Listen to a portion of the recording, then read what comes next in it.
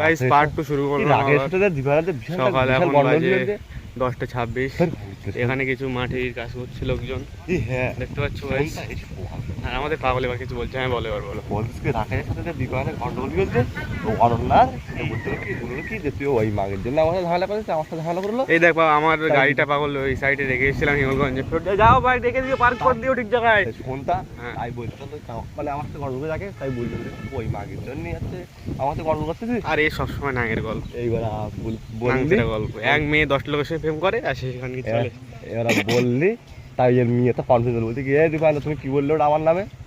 তো ওইটা কই কিছু বলিনি তো, তোদের না তুমি একটু আমার নামে খিস্তি করে উঠলে। তারপরে রাখাতে বলছি শুয়ারে বাচ্চা, তোর মতো ফানকির ছেলে বন্ধু থাকাচ্ছে না থাকা ভালো। আরে আমরা নিজের মধ্যে 5 খান কথা হচ্ছে, তুই মেয়ে নে।